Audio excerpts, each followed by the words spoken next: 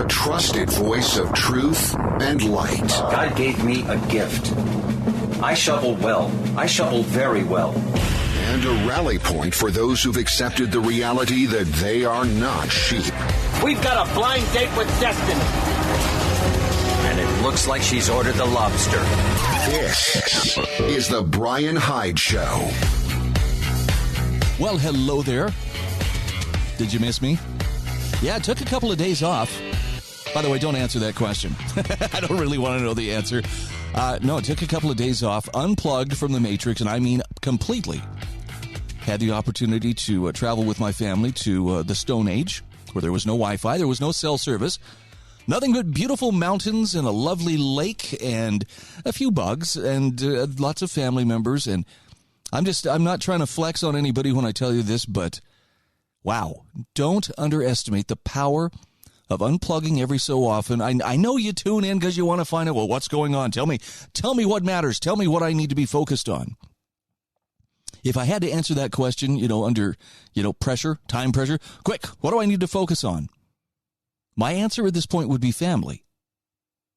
Whatever you can do to build those family ties, to create memories with your family members, I think that's probably where your time and effort is going to be very well spent. Let me put it this way. You may still worry about some of the things that are going on in the world, including a lot of things that you and I really don't have that much control over, but you will never regret taking the time to create quality experiences and memories with your family. In fact, if I can elucidate for just a moment here and just kind of tell you what I'm thinking. 31 years ago, my wife and I became engaged. In fact, we got engaged on the way to her family reunion, which takes place at this lovely little mountain lake called Alturas Lake. It's up in central Idaho. It's pretty remote, very, very rugged, beautiful place in the Sawtooth Wilderness. Actually, I don't know if it's wilderness. Let's try. It's in the Sawtooth Mountains.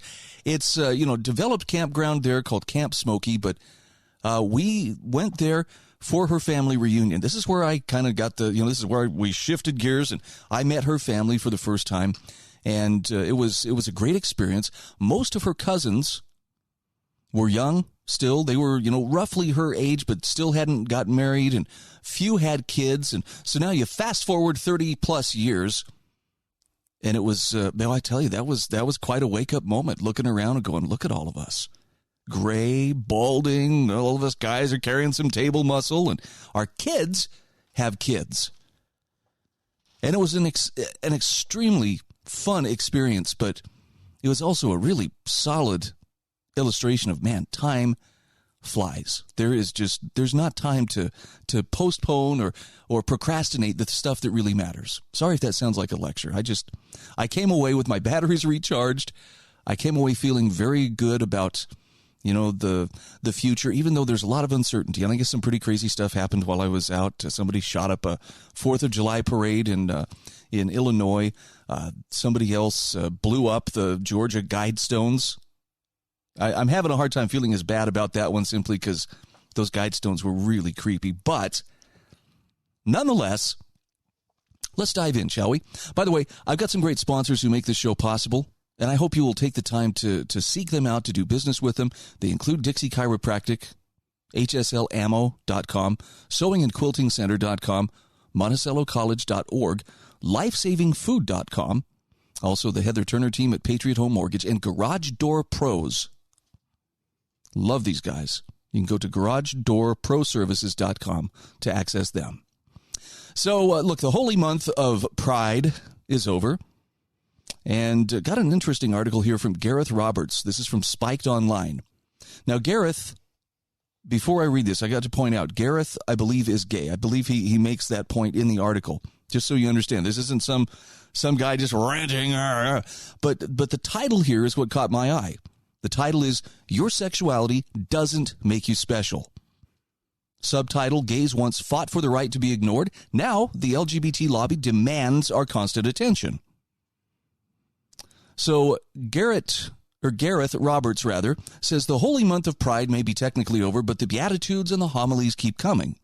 Appropriately, one such thought for the day came to us through the medium of radio as LBC host and tireless campaigner Natasha Devon sermonized to her listeners on the subject of bisexuality, or rather on the subject of other people's indifference to it.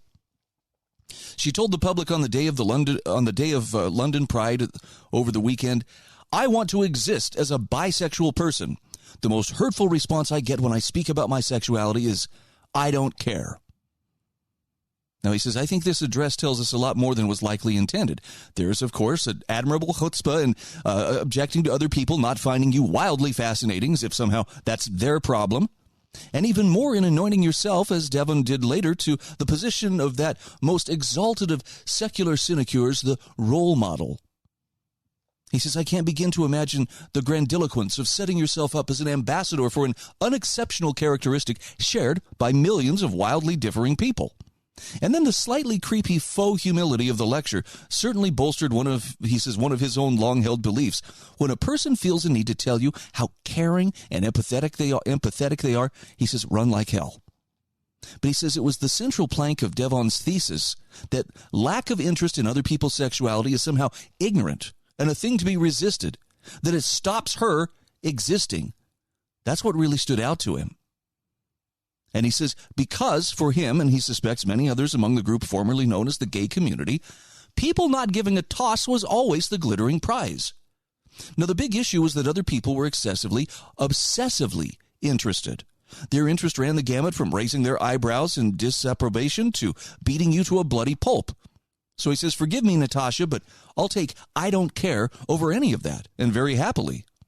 To move through life without the encumbrance of people treating you as notably strange was, he said, I always thought, the goal of the gay rights movement. Such disinterest seemed an unreachable fantasy in the 1980s and 90s.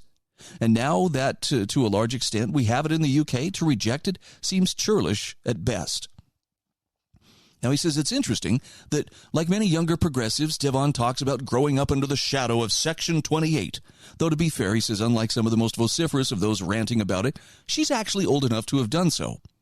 This nasty, ludicrous piece of legislation, which we must remember was never actually enforced, not once, has taken on a dark glamour in the past few years, probably because it has the power to make Tories squirm. But he says what's been forgotten and rewritten, like so much gay history, is that after its passing into law, it was of limited active concern to the gay community. The novelist Simon Edge, relying on actual research rather than folk memory, compiled a fascinating Twitter thread about the real concerns in the gay press at that time. He says, we forget it was illegal to employ LGBT people in the forces. There was no legal provision for same-sex couples if one partner died in a state, and that there were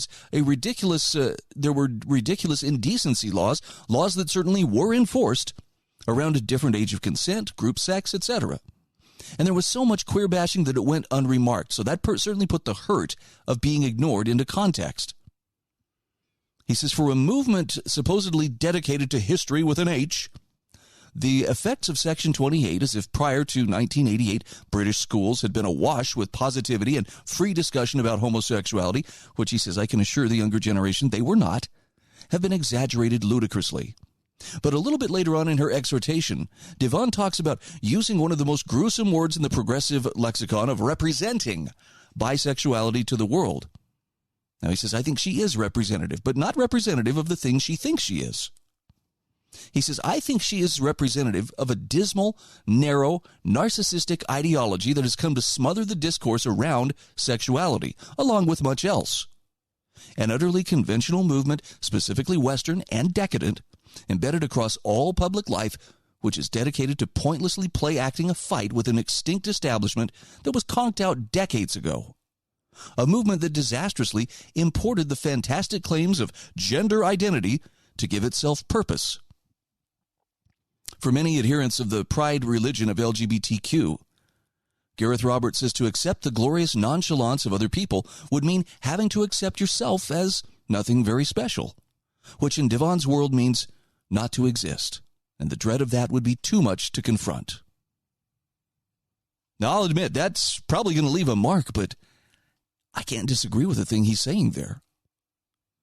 And we've come a very, very long way from where the LGBT activists, once upon a time, were like, look, we just want to be left alone. I think most of us were very willing to abide by that. Fine. You do what you want to do. You know, what's private is private. It doesn't need to be my business. But now we've come such a long way. And I don't mean to make a mountain out of a molehill, but, the stuff that was coming out, maybe it's just that the technology is finally, bringing the videos of some of the things that were actually happening at some of these various pride events and some of the parades. I mean, this is the kind of debauchery that would make Sodom and Gomorrah do a double take just because, wow, are you really doing that in front of kids? All right. Leave us alone has become, you must pay attention to us. You must give us preference. And I understand, we're only talking about the activists here. But Gareth Roberts makes a good point. All right, moving on. We've got some fun stuff to talk about, including gas prices coming up next. This is the Bryan Hyde Show.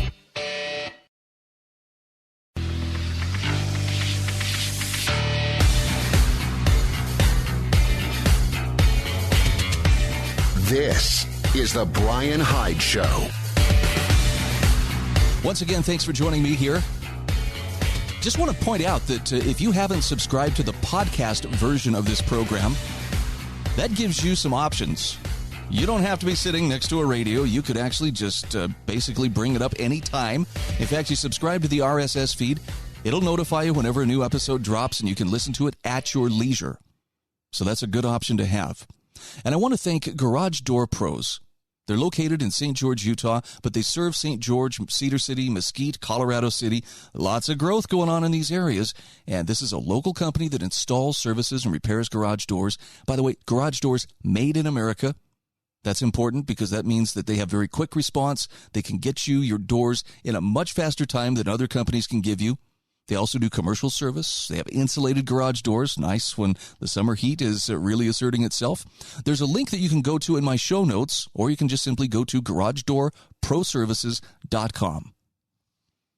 Well, let's take a moment here to talk about gas prices. I know that's kind of a painful subject, but here's the bottom line. Politicians know that we're very unhappy about what we're paying at the pump. Having done a little bit of travel this last few days, I'm keenly aware of it.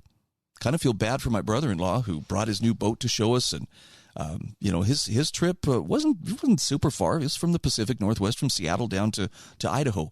$600 to keep his truck fueled, and I presume there's some boat fuel in there as well. So that's one way. $600. Ouch. Now, politicians realize this kind of thing makes you and me a little testy. And they're trying to, of course, assure us, no, we're on this. Don't be mad at us. We know what we're doing. But here's the kicker. They blame the gas station owners. Got a great article here from Peter C. Earle. This is from the American Institute for Economic Research. Peter reminds us that over Independence Day weekend, the Biden administration shifted its blame for rising prices, specifically rising prices of gasoline, from Vladimir Putin to gasoline retailers. In fact, on Saturday, July 2nd at noon, President Biden's Twitter account I like that because it's doubtful that Sleepy Joe typed this himself. My message to the companies running gas stations and setting prices at the pump is simple. This is a time of war and global peril. Bring down the price you are charging at the pump to reflect the cost you're paying for the product. And do it now. End quote. Now, there's a couple of things here that need to be pointed out. Number one, the margin of profit on gas is not that much. How do I know this? Well, my friend, because I worked at a gas station not so very long ago. And I spoke with the manager on a regular basis about, how much do we actually make? And it's pennies on the gallon. It's not like, oh, man, we're getting rich. Look at all the people gassing up out there, paying these exorbitant prices, which at the time were, well, right around $2, maybe $2.20 a gallon. I don't remember those days. But let's break down some of the numbers, and this is where Peter C. Earle just shines. He'll tell you on July 1st of 2022, average price of gasoline in the United States was $5.34 per gallon. Now, that's down from the high of $5.47 per gallon hit 2 weeks ago, but it's still a historically elevated level. On the New York Mercantile Exchange, gasoline futures prices are up 57% in 2022. Diesel recently topped $5.75 per gallon and now sits at $5.73 per gallon, its highest price in decades. The largest factor input for both gasoline and diesel is the price of oil, which has eased back some over the last month. But the major reason for the price declines in both oil and products derived from oil are a mounting accumulation of economic data, suggesting that an anticipated recession may already be here. But even despite the recent price declines, West Texas Intermediate remains up over 37% in 2022, Brent crude up 38%. Now, he says both misinformation and disinformation are essential skills in politics, but under the pressure of rising inflation and slowing economic growth, the current administration has expanded that practice to new frontiers. The tweet, which was undoubtedly not written by the president, but to which he has lent his name, begins with a salvo directed at the companies running gas stations. Now, in fact, of an estimated 145,000 fueling stations across the United States, less than 5%, that would be 7,250, are owned by refiners who would be, as the president says, setting prices. But even that small number of gas stations are not ultimately setting the price of gasoline. The price is first derived on world oil markets, a major contributor to which are the decisions of the Organization of Petroleum Exporting Countries, OPEC, are the major factor. Further, he says more than 60% of retail stations are establishments singularly owned by a family or individual. And while that number has undoubtedly changed over the last decade, 2013 census data reported 61% of those stations are owned by immigrants. Thus, the Democratic administration that rails daily against billionaires and big companies has taken direct aim at mom-and-pop stores, in doing so assaulting the newest arrivals to the United States, upon whom it is clear the left and much of the Democratic Party stake their political future. Peter C. Earle says, as for the present time being one of war and global peril, how tied the interests of the United States are to either of the combatants in southeastern Europe is a matter of opinion. If indeed peril is to be avoided, adopting a far more neutral stance than that which has tens of billions of taxpayer dollars and lethal weapons being sent 5,000 miles would be a wiser approach. But it's by admonishing gas station owners to lower their prices that what is deep-seated ignorance, profound dishonesty, or both are exposed.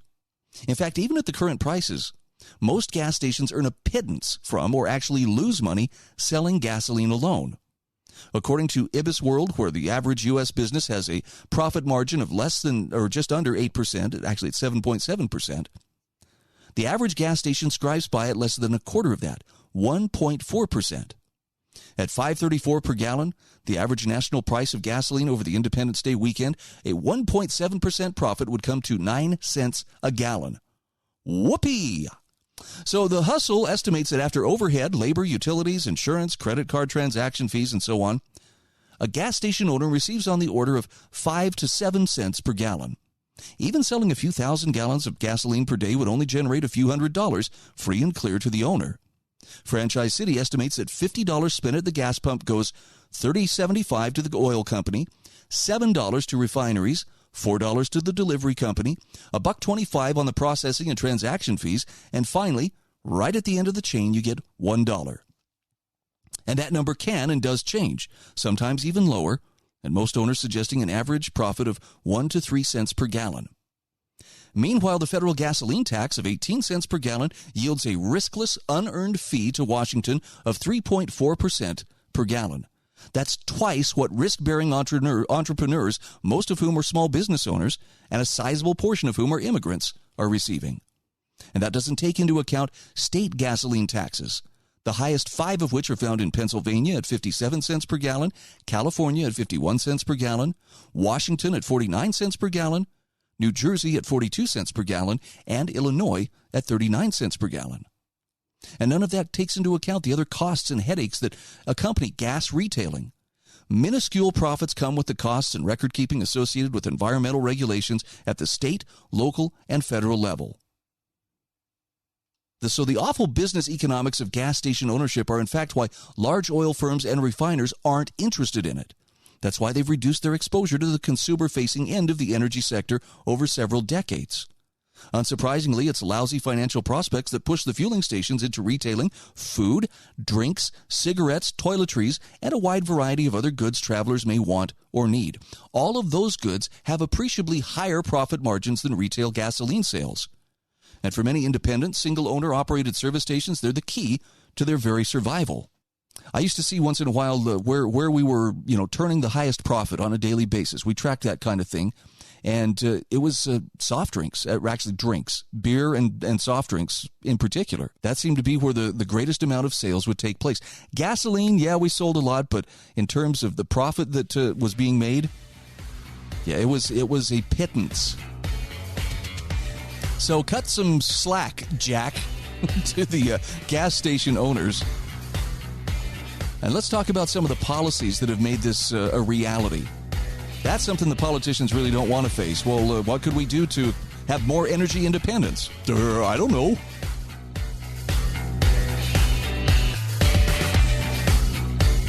This is the Bryan Hyde Show.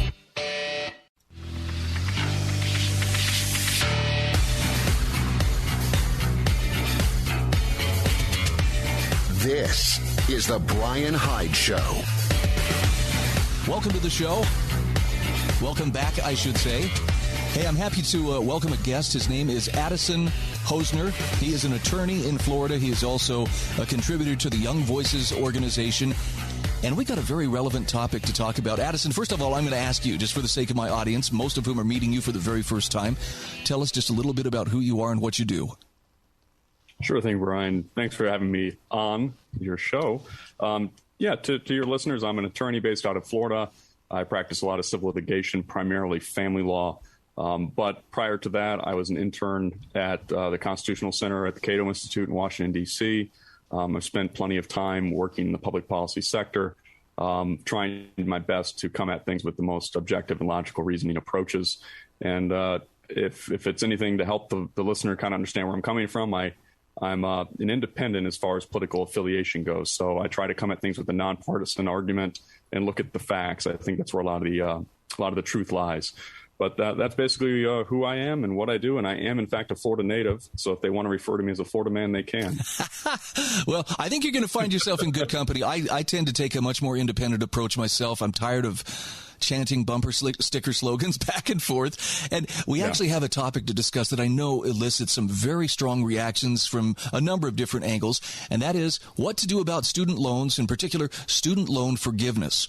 Now, there's always, the reactionary segment that's going to be like, you signed up for the loan, you pay it, and there's no sympathy whatsoever. And I can kind of see where they're coming from if someone is just being irresponsible and not wanting to take responsibility for debt that they've incurred. But there's more to this issue, and this is where I'd like to bring you in. You actually say there is a generational aspect that probably should be taken into account when we talk about student loan debt forgiveness. Walk me through that, if you would. Sure. So, I had written a piece about this, and it was something that came to mind primarily after listening to a lot of the senior members of Congress discuss the student loan issue, especially with the pause in student loan payments, which was put in place by President Trump and has been extended now by President Biden multiple times, which has paused the need to make payments on their student loans, but I think more importantly, paused the accrual of the compounding interest. Well, this has caused a lot of senior members of Congress to come out saying that this is, like you were saying, a windfall for people who borrowed money who should be paying it back, and it's their own fault that they're in this situation. However, a lot of these Congress members are from a time in which student loans were either non-existent or were brand new. They were being fabricated out of thin air by President Lyndon Johnson, one of which was Representative Virginia Foxx out of North Carolina. She's a huge advocate that student loan borrowers should have been making payments and that this is a giant mistake. It's harming our economy. But when I did the rundown on her figures of what she paid for her four-year degree at North Carolina Chapel Hill, it's astonishing. If I adjust for inflation, she paid $10,107 for her 4 years of education at North Carolina, for all 4 years. Then you look at the modern day student at UNC Chapel Hill, they're paying over $30,000, about $32,000 for that similar degree. But I'm not including any cost of living, which, as we are well aware, has skyrocketed, not just with housing, but with food. Cell phone bills weren't a thing. You need those now. Computers, you got to have them. Internet cable costs, you got to have it. These are costs now that the modern student's incurring. So that $32,000 is probably more and closer to $60,000, $70,000 when you incorporate all of that. Now, there's ways you can combat this. I think there are people who have taken out loans that they definitely shouldn't have. They went to schools that were too expensive. But for the better majority of individuals, I think they're stuck in a situation where their generation just so happened to be born at a time when the dollar's inflating, cost of tuition is skyrocketing. The statistics on that are also extreme. And overall, it's creating what I believe to be a generational divide. So I look at this not as an economic issue. It certainly is. But it's a social issue as well. There's one that the baby boomer generation needs to understand that the millennial and Gen Z, and to a lesser extent the Gen X generations, have had to face the brunt of, and it's the student loan burden. And it's, I think, going to have long-lasting impacts on the future of our economy and also the social status of Americans in general. I'm not so interested in trying to find who we can blame, because I think this is a source of a lot of our problems. Well, we got to find somebody to take the blame. But talk to me about the cost of rising tuition. That's probably something that's been going on before the current spike of inflation that we're seeing now. What's the justification for these rising costs of inflation? Is it because free money was readily, or easy money was readily available through student loans? Is that why these universities and colleges have said, well, why not? Let's get the price up here and get something for this. Right. So those statistics are staggering. The cost of college tuition at a public, again, this is just public. I didn't do anything with private because those are usually higher. At a public four-year university in the last 20 years, tuition fees have been increasing at a 179.2% rate. That's staggering. And then when you juxtapose that next to college tuition and inflation, well, tuition's also outpacing the rate of inflation by 171.5%. So when you look at those figures, you can clearly see there's a problem. A lot of that does stem from back when student loans were backed by the federal government. This was back in 1964, 65, by President Johnson. And what that essentially did is create this, I think, a vacuum for universities to realize, wait a minute, the federal government is backing student loans without any type of security. They're not asking the universities to contribute. They're not asking the universities to be on a certain graduation, percentage for four-year graduation rates. They're not looking at the degrees, earning to income potential. They're just giving us money. So what that has done is, I believe, allowed universities to hire more administrators, hire more staff that frankly are unneeded, which have boosted the cost of tuition to line the pockets of board members or university faculty. And when the university realizes the federal government will give us X amount of money for tuition, let's bump it up another $2,000 next year. What does the federal government do? Award another $2,000. And they do this year by year. And you begin to see this just nonstop rate increase, which we don't see an end to it. So the federal government, I think, like a lot of things, has gotten involved in a market in which it truly didn't understand. And it also has relied upon the good-natured belief that universities will do the right thing. And if we know anything about banks, we know anything about the auto sector, we know anything at all about businesses, which I think at this point we need to be looking at universities like businesses. The customer is the student. What do? They're looking to increase profit margins, they're looking to increase their salaries, and they're trying to hit metrics that don't, I think, inflect what is university's most important goal, which is to educate the students and to provide members of society that can contribute worthwhile skills. Instead, they're looking into providing what I call the college experience. How good's your football team? How great is your football stadium atmosphere? Do you guys provide pizzas every Friday in the dorms and an arcade in your dorms? I know some dorms at universities now are building lazy rivers. I mean, they're turning into glorified country clubs. And so I look at those tuition hikes, and then I look at these extreme amenities, and I put two and two together and go, this would not be possible but for the thousands upon thousands of dollars that they are now putting on the backs of the students with degrees that may not be able to pay them back. But there's no accountability. So when you let schools run rampant, I think the government has incurred this wrath. And so blaming the students, yes, the student attending that school shouldn't be attending a school because they want to have a lazy river at their dorm or they want to have the best football team. Would we like that? Absolutely. Who wouldn't love to have all the great things? But fiscal responsibility comes into play. The problem is the students who have no other option, that this is their only school that they can attend. And so they attend that school, and now they're left with this debt. And it's not because they wanted the amenities. It's because that's the only place they could go. And now we're pointing the finger at them and blaming them for having this debt, when if they wanted an education otherwise, they wouldn't be able to get it. Okay, help me understand this, because I think I need a little bit of clarification. Was there a time early on in the student loan programs where basically there was accountability? In other words, it wasn't like, well, don't worry about it, the taxpayers will pick it up. But basically, if a school if they lent out that money, they had to make sure that they were lending it to someone who they felt credibly was going to take it seriously, use it for education, and pay it back, as opposed to, making it rain. Yeah. A long time ago in a galaxy far, far away, there was a time and place where the schools themselves, if federal loans were given, they were being backed in some way, shape, or form by the university. It was a percentage of that loan, about 30%, if I'm recalling correctly. So in that case, if a student dropped out or defaulted, well, the university now was on the hook to give some of that money back, and that created a form of accountability. That was completely taken out the window, and we can't blame the schools. It's not their decision. It was the government. Who knows what kind of money was going under, and special interest groups were advocating for that. But we're at where we're at now, and the unfortunate reality is there's $1.7 trillion in student loan debt for 43 million borrowers, which is a staggering amount. The average loan debt for those borrowers is $39,000, and when the value of the dollar itself has dropped, as dramatically as it has in the last few years, 41% since 2000. You're looking at high debt loads with a dollar that's not worth what it was worth. So, good luck paying it back and making ends meet. Okay, Addison, are you good to stick with me for one more segment? Can you hang with me for 10 more minutes?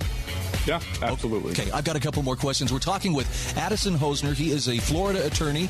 We're talking about student loan debt, but talking about it from a little bit different angle than maybe most people would expect. There's less ranting and a little more analysis here going on. I hope that's not making people uncomfortable. We'll be back just the other side of these messages. This is the Bryan Hyde Show.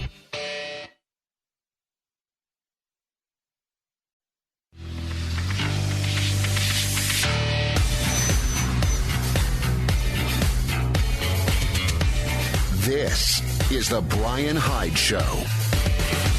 All right, we are back. My guest is Addison Hosner. He's an attorney in the state of Florida, but he's also a contributor for Young Voices, which is how he and I crossed paths. We're talking about student loan debt, and in fact, I'm going to throw another word in there, Addison: forgiveness. Boy, that word seems to trigger a lot of people. Let's get your take on what exactly do we mean when we talk about student loan forgiveness. What does that mean? So the student loan forgiveness has come in many different forms. In particular, I think when people hear forgiveness, they think it's just a total wash, that these loans are going to be wiped from the books and everyone who took out these loans is going to be cleared of any debt that they took out under their name, and they get to walk scot-free, a total windfall for them. I think that's looking at it slightly disingenuously. While that, in fact, would happen if a complete debt forgiveness were to occur, I'm not seeing that as likely. When the proposals that Biden has put out, for example, $10,000 of debt would be relieved for all student loan borrowers, what that would essentially mean is almost 46% of all student loan debt holders would now have no debt to their name. It's mainly low-income earners. A lot of minorities are impacted by this, people who weren't able to finish their degrees, maybe due to having to raise a family, whatever it may be. Those people would no longer be held back by student loan debt that is compounding interest and also is preventing them from being able to qualify for mortgages or credit applications or whatever it may be. I know as a student debt holder from law school and graduate school, is that when you apply for any type of loan, whether it be a car loan or a mortgage, regardless of the fact if you hold zero debt, no credit cards, nothing, that student loan debt can be so impactful, you'll be denied for mortgages or it will prevent you outright from being able to buy a car. That's preventing, I think, people from entering the marketplace, from being able to engage in economical commerce and interstate commerce. And I think when you talk about forgiveness, that is step one. But the forgiveness that I advocate for isn't even that. I would prefer to be addressing these issues from something that I think too few congressmen make note of, and that is the interest rates. Interest rates on student debt is compounding. And for those who know what compounding interest is, it's killer. If your interest is set at 7% and you have a $10,000 loan, that interest of $700, if it is not paid, will compound back into that principal amount. Now you have a $10,700 loan compounding at 7% of that, and so on and so forth. And so these loan balances continue to grow, and they're unable to be paid back. In fact, 21% of all student loan borrowers see their student loan debt increase after 5 years of taking out that loan. Ooh. And it's due to these interest rates. Most student loan debt interest rates are set between 6 and 9%. It's a staggering amount, and that's non-dischargeable. I think that needs to be known as well. That student loan debt is the only type of personal debt that is not dischargeable in bankruptcy. It is only dischargeable in death. And funny enough, President Biden was responsible for signing that into law back at his time as a senator. So, wow. Let me ask you this. At what point could we call either the interest rates or the practices of the banks making these loans, at what point does that become predatory? Is there a level? Because it just seems like it works out very well for them. I mean, they're making great money on it. It's a great bet for them. But there's something about that just strikes me as taking advantage. Yeah, I advocate for the fact that I think student loan practices, as they are now, are predatory. You have situations where, college is, for a lot of professions, mandatory. For example, if you want to be a lawyer, you have to go to a 4-year undergraduate program, and then you have to go to a 3-year law school program. If you want to be a doctor, same thing, 4 and 4 years. Dentist, 4 and 4 years. Architect, engineer. These are jobs that require education and training. And so for someone who wants to pursue that and wants to pursue that dream, but they come from a lower income family, or worse yet, an income family that's between $50,000 and $150,000, most of the time is not going to be declared eligible for grants or scholarships because their family makes too much money, regardless of the fact if the family gives them any type of money. These students are left with no option but to take out the student loans, because otherwise, well, don't pursue the American dream then. Go do something else. And I truly think it's disingenuous to tell kids that, you can be anything in this country if you put your mind to it and you work hard and you strive for the best. You can be an engineer. Well, sorry, little Timmy, your family makes too much money. You don't want to take out $90,000 in loans for that undergrad degree. Tough. I guess you're going to have to just do something else. That's not what America's about. We're about encouraging our best and brightest to pursue the best and brightest if they can. Do so responsibly, of course. Private schools are more expensive than public schools. Overall, we look at the situation. I try to look at it more from that social aspect of what kind of life do we provide for our young people? What kind of educational benefits do we allow them to have? And if the barrier to entry is a financial one, that's completely fixable. That is something that's a policy change. Maybe go in there, disrupt how, we talked about it earlier in the segments about how universities are jacking up their prices, maybe forming some type of price control. These type of things, while to me could be considered anti-free market, I think are being necessitated. We're seeing what happens when we let the free market run its course with student loans, and it's becoming this predatory interest of, hey, charge whatever you want. They're forced to take it out. What do we care? Send them out of school with their debt loads. And, I think some interesting statistics real quick. Average student debt among law school graduates, $160,000. Wow. Back in 1999, 2000, it was $87,000. So you go from 87 to 160 in 20 years. Medical school, you go back to 1978, medical school debt. Again, these numbers are adjusted for inflation, $53,600. Today, $215,900. These type of debt loads are unfathomable. Just going back to 2007, $18,233 was your standard debt load. Today in 2020, $36,635. That's in a 13-year jump. You have a 100% increase in student debt. And these numbers are clearly, I think, preying on students who have been told by their parents, go to school, get an education, and make something of yourself. And most of them don't have the other option. So looking at this, I think, through the eyes of maybe a little more empathy, a little more compassion for people who are simply trying to better themselves, I think that's the key. Granted, are there people who are going to schools they shouldn't be going to for too much money and taking out debt? Absolutely. Are they using their student loans to go party and stuff? Absolutely. But in any type of market, you have bad actors. Let's look at the banks, for example, in 2008. How many bad actors were there? And the government bailed them out. Same with the auto industry. These aren't new things, but I think punishing students is the last thing we should be doing, instead of, looking at this as an issue that has been brought forth potentially by the government's own policies. Addison, I'd like to get your take on just, I guess, largely what I'm talking about here is credentialism. It seems like, the formula that I've heard explained is, look, you study hard, get good grades, go to a good school, get a degree, and that's your golden ticket to a life of hard work and happiness, or whatever the case may be. But how do we put too much emphasis on, getting that college degree? I'm just wondering how many people out there with, for instance, a law degree are serving up coffee at Starbucks because, the market's saturated and maybe the jobs just aren't there for their specific degree. I mean, how many art majors, for instance, are, working in retail? I'm just wondering should it be necessary to get a college degree to be able to have the good life? That's a great point, and one that gets brought up all the time. And, I'm in agreement with a good part of it. Again, nonpartisan here, we have good discussions. It's like the art degrees, the film degrees, especially, there's degrees out there that even sound like they're worth something, but frankly, what job do you get with an English degree besides maybe teaching? Yeah. I think looking at student loan control, the degree that you're pursuing should be taken into consideration. If you're going to school to become an architect, which, were my undergraduate at Florida Atlantic University, they offered a 5-year program so you could get your architecture degree in 5 years, so you wouldn't have to go do a separate master's program. That costs a lot of money. And I had a friend of mine go through that program.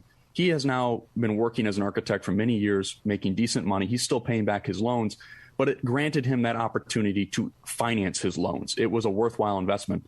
Meanwhile, like you're saying, there's plenty of art majors out there who are likely baristas at Starbucks. Was it necessary for them to go to college? And I think this comes down to a lot of it parenting. I think the age-old adage, I grew up with it, was, if you want to make something of yourself, go to college, and that's going to be your ticket to a middle-class life. That's not true anymore.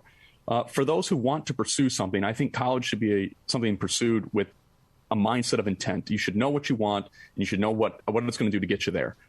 Pursuing, a law degree, for example, it's an oversaturated market, and there's plenty of predatory law schools out there. I think that a lot of that falls on you. That goes with, I think, school research in general. I'm not in favor of, just forgiving debt for people who made poor decisions. They didn't know what they want to do with their life, so they went to school to use it as like a daycare center. But for those, again, who pursued a degree because that's what they want to do, they have the talents to do it, but they didn't have the financial means, so they relied on the government. Punishing them for that is, I think a little anti-American dream. You're locking them into a lifetime of debt that's non-dischargeable for something that they're now contributing back to society. And the whole thing in general. If it's for you, it's for you. But I think definitely looking at which degrees you're pursuing should be considered. All right, Addison, thank you so much for your time. We've been visiting with Addison Hosner. Where can people find you online? You can find me on Twitter at ahosner, Hosner. You can find me on LinkedIn if you'd like. And then my website, www.hosnerlaw.com. I post updates of things I've written and appeared on. Yep. Thank you so much. This is the Bryan Hyde Show.